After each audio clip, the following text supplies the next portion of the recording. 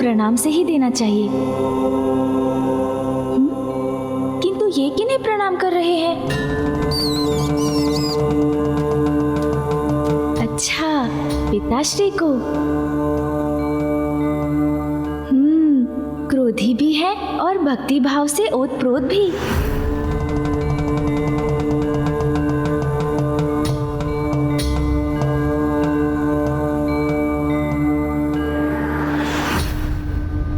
किंतु इनकी मनसा क्या है?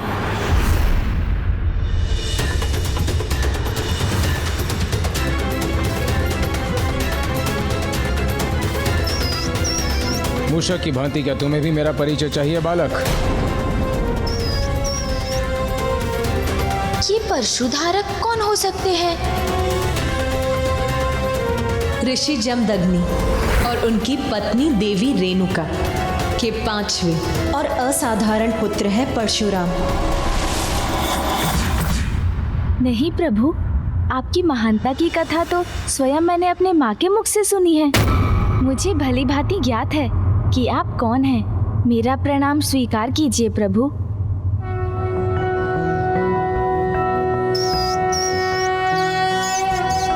शत शत नमन श्री परशुरामा, अभिनंदन श्री परशुरामा।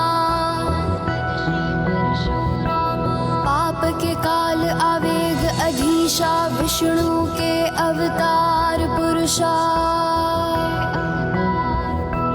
शिव के भक्त श्री परशुधारी, गणपति नमन करे आभारी। मात पिता के सेवक परमा, धर्म परायण नाशी अधर्मा। शत शत नमन श्री परशुरामा, अभिनंदन श्री परशुरामा।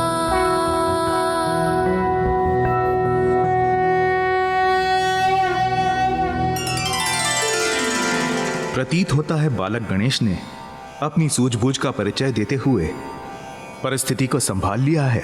गणेश है अत्यंत बुद्धिमान। उन्हें आता है अपनी बुद्धि से करना किसी भी समस्या का समाधान।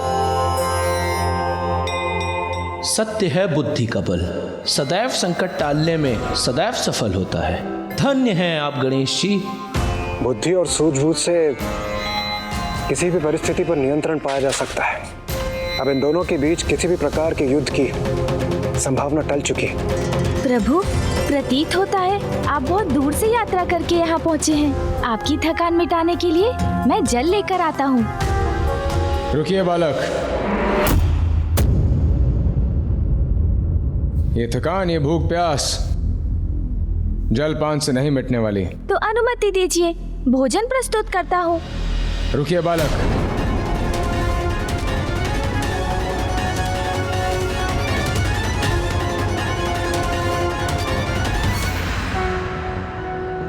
नागेन्द्रहाराय त्रिलोचनाय भस्मांगरागाय महेश्वराय नित्याय शुद्धाय दिगंबराय तस्मै नकाराय नमः शिवाय।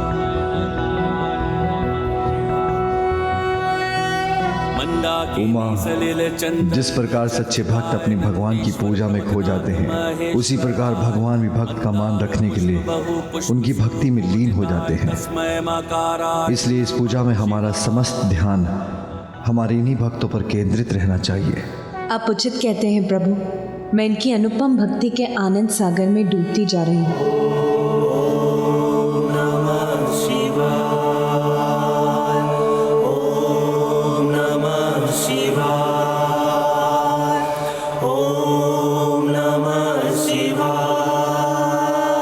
अंतरात्मा की भूख, अंतरात्मा की थकान जल और भोजन से नहीं मिटती बालक। अंतरात्मा की थकान और भूख प्रभु? हाँ बालक, इसे मिटाने का एकमात्र उपाय है महादेव के दर्शन। रुक जाइए प्रभु।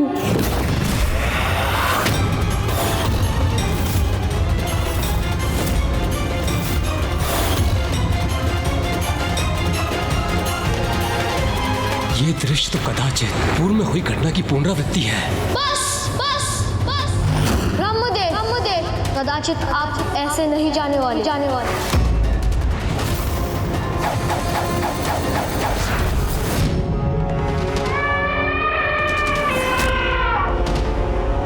मुझे रोकने का दुस्साहस किया है तुमने बालक। दुस्साहस नहीं प्रभु, आपसे रुकने का निवेदन मात्र किया है मैंने। अभी मैं आपको भीतर नहीं जाने दे सकता। भीतर जाने के लिए आपको प्रतीक्षा करनी होगी। क्यों मुझे अपने प्रभु के दर्शन के लिए प्रतीक्षा करनी होगी? क्यों? क्योंकि प्रभु महादेव और माता पार्वती एक विशेष पूजा में व्यस्त हैं। प्रभु, हम कैलाश में उमा महादेव की पूजा करने के इच्छुक हैं। आपको इस पूजा की अनुमति है पुत्र गणेश। बालखिल ऋषि की पूजा शांति पूर्वक संपन्न हो। कैलाश में होने वाले आवागमन से इनकी पूजा में कोई विघ्न न आए। इसका संपूर्ण दायित्व तुम्हें ही संभालना होगा। इस समय वहाँ किसी का प्रवेश उनकी आज्ञा का उल्लंघन होगा। महादेव विशेष पूजा कर रहे हैं। हाँ प्रभु।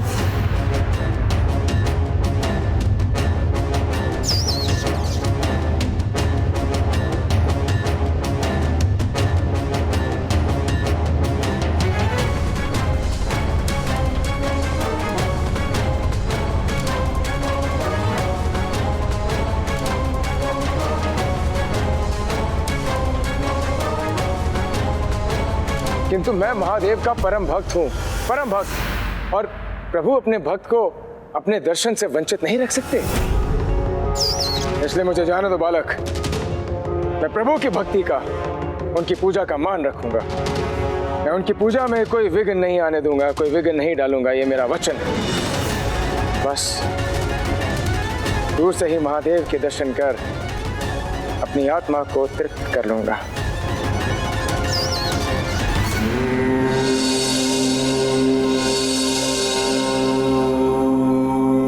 क्षमा करें।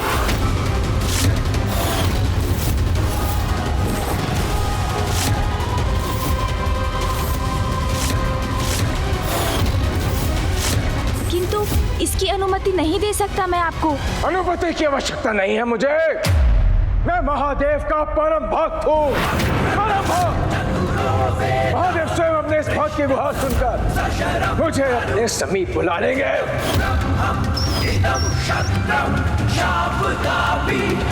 महादेव, महादेव, महादेव, महादेव।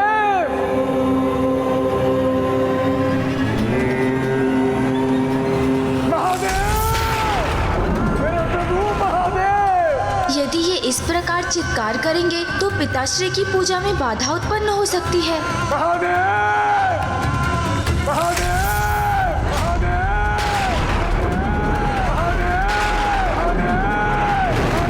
नागेन्द्रहाराय त्रिलोचनाय भस्मांगरागाय महेश्वराय नित्याय शुद्धाय दिगंबराय तस्मै नकाराय मंदाकिनी सलिल चंदन चर्चिताय नंदीश्वर प्रमथनाथ महेश्वराय मंदार पुष्प बहु पुष्प सुपूजिताय तस्मै नकाराय नमः शिवाय। प्रतीत होता है प्रभु ने मेरी पुकार सुन ली। अब स्वयं मुझे दर्शन देने आ रहे हैं।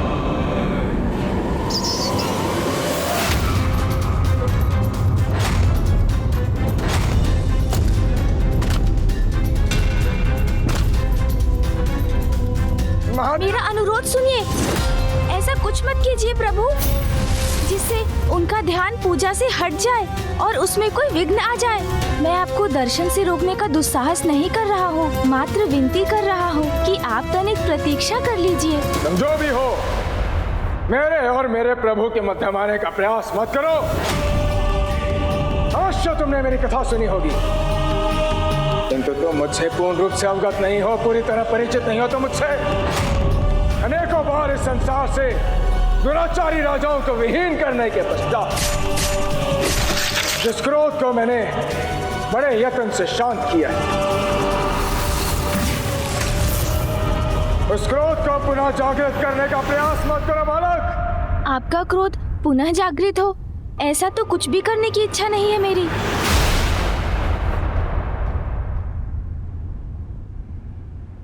रुक जाइए।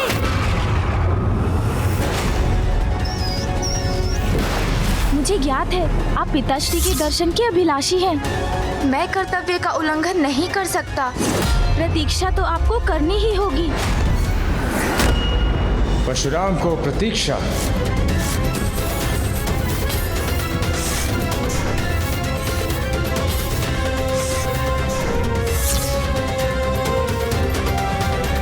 अपने प्रभु के दर्शन करने को प्रतीक्षा नहीं कर सकता मैं।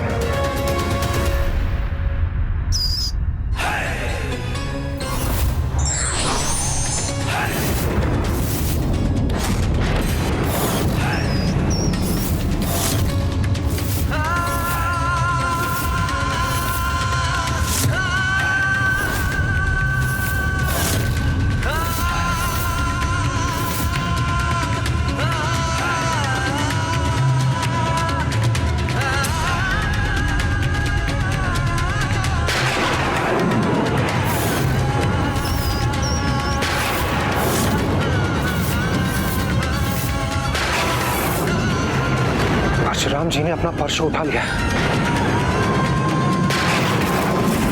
कदाचित वो अपने परशु से श्री गणेश जी पर वार न करते।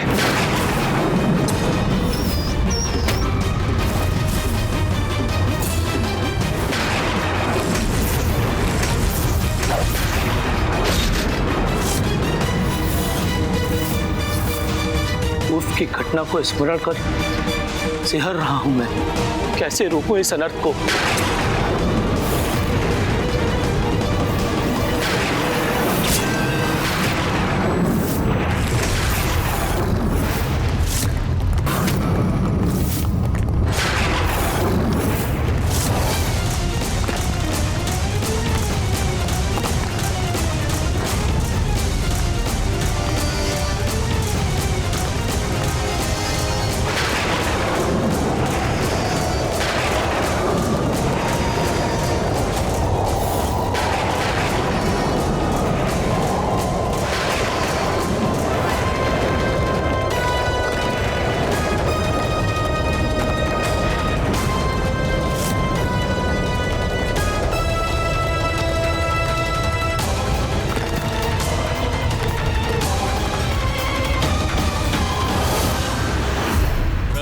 परशुराम अपना क्रोध जो दिखाया,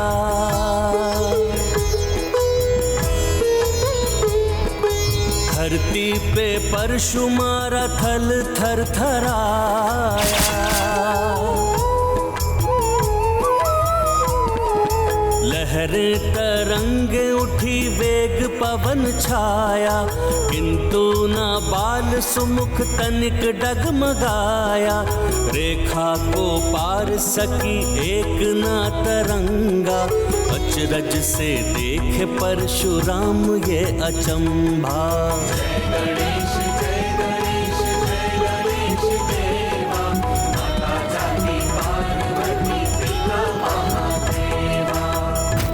मेरा ये वार तो मात्र एक चेतावनी था।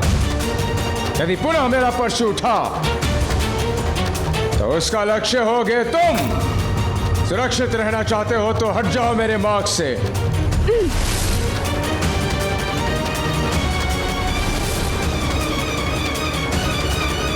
इनकी क्रोध को शांत कर किसी प्रकार इन्हें मनाना होगा। प्रभु, मुझे ज्ञात है आप अपने प्रभु के दर्शन के लिए व्यग्र हो रहे हैं, किंतु क्रोध तो भक्ति भाव में भी अभाव उत्पन्न कर देता है। आपके क्रोध से उत्पन्न बवंडर से तो स्वयं आपके प्रभु की पूजा में ही विघ्न आ सकता था। इसीलिए मैं आपसे आग्रह करता हूँ, आप अपने क्रोध को शांत कीजिए और पूजा संपन्न होने की प्रतीक्षा कीजिए। भक्ति भाव लेकर अपने प्रभु के दर्शन के लिए यहाँ आया और अपने परशु की शक्ति से अशांति उत्पन्न कर बैठा। माता पार्वती नंदन विनायक ने तो पूर्व में महादेव को भी अभिमानवश रोक दिया था, किंतु प्रथम देव श्री गणेश तो इसके विपरीत परशुराम जी के साथ विनम्रता और बुद्धिमानी का परिचय दे रहे हैं।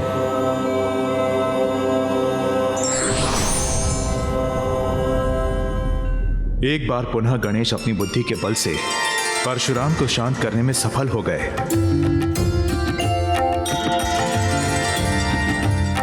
धन्य धन्य असंभव बना दिया उन्होंने।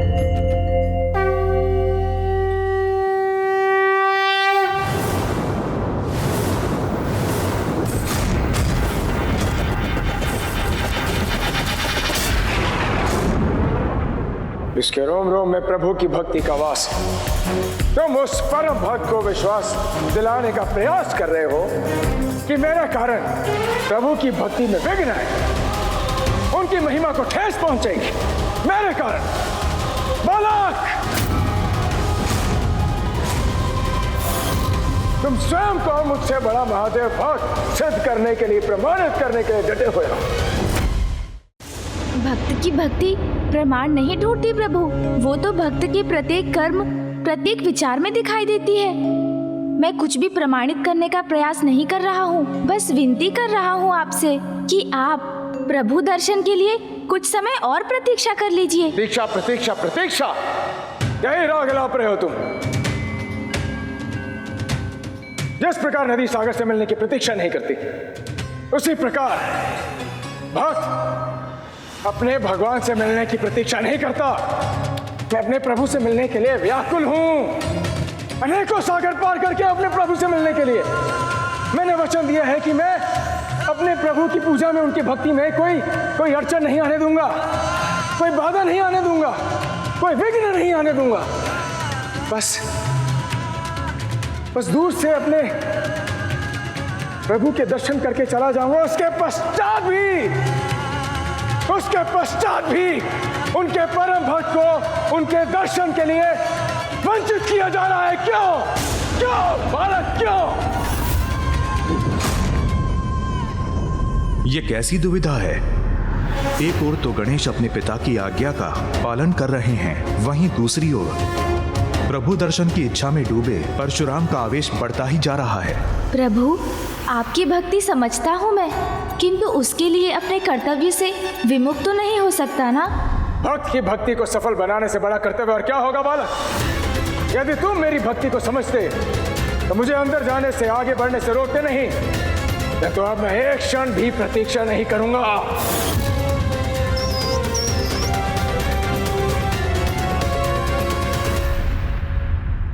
अब मैं स्वयं तुम्हें अपने मार्ग से हटाऊंगा बालक।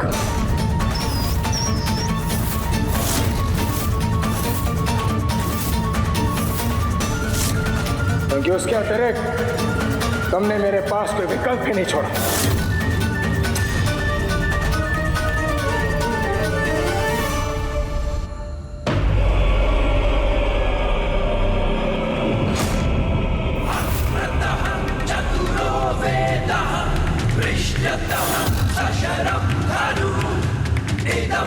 स्वामी, परशुराम जी अभी क्या करने जा रहे हैं?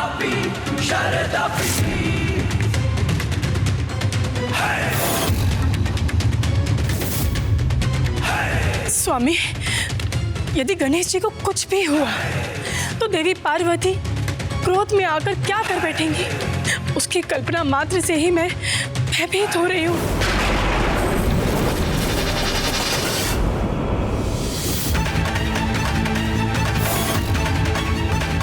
ये क्या? परशुराम जी गणेश जी को क्षति पहुंचाने जा रहे हैं क्या?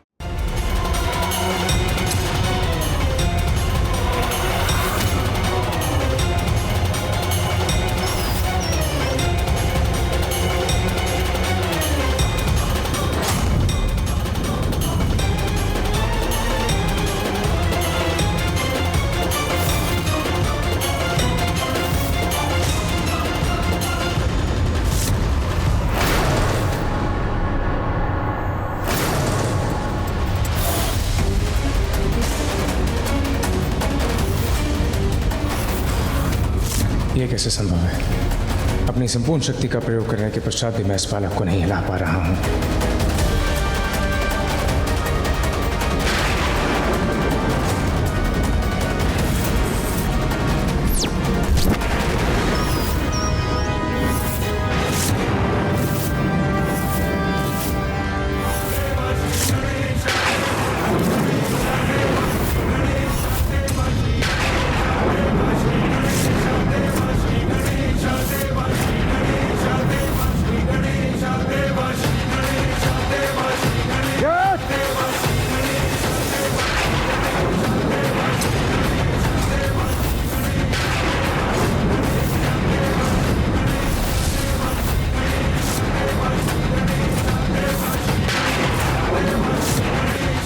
जो भी हो रहा है उससे तो कदाचित प्रलय की ही स्थिति उत्पन्न हो जाएगी।